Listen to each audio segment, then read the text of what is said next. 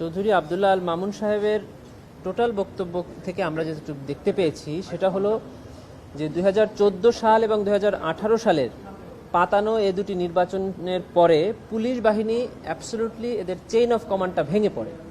উনি র্যাব প্রধান, উনি সিআইডি প্রধান, উনি ঢাকা রেঞ্জের ডিআইজি এবং আইজিপি থাকা সত্ত্বেও উনি কেন ওনার সাবঅর্ডিনেটদেরকে কন্ট্রোল করতে পারতেন না, উনি সেই বর্ণনাটাই মূলত দিয়েছেন।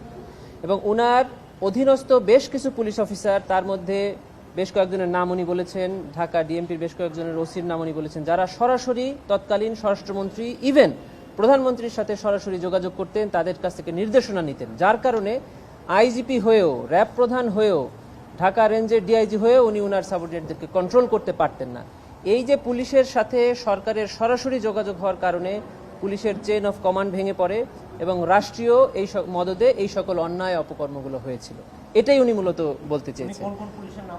আর আর বিশেষ করে উনি উনার যে ঘটনার কথা বলেছেন, উনি কোন কোন মিটিংয়ে ছিলেন, উনি আইজিপির উনি স্বরাষ্ট্রমন্ত্রীর সাথে কোর কমিটির মিটিংয়ে বসতেন, প্রতি রাতের বৈঠকে বসতেন, এই যে বৈঠকে উনার বসা, এটাই তো ওনার অপরাধের সাথে সংশ্লিষ্টতা, এটাই তো উনি অপরাধে অংশগ্রহণ করলেন। অতএব উনি যে অপরাধে অংশগ্রহণ করেননি এটা ঠিক না। উনার এই স্টেটমেন্ট থেকে পুরোপুরি বোঝা যাচ্ছে যে উনি এই অপরাধেরই একটু অংশ ছিলেন।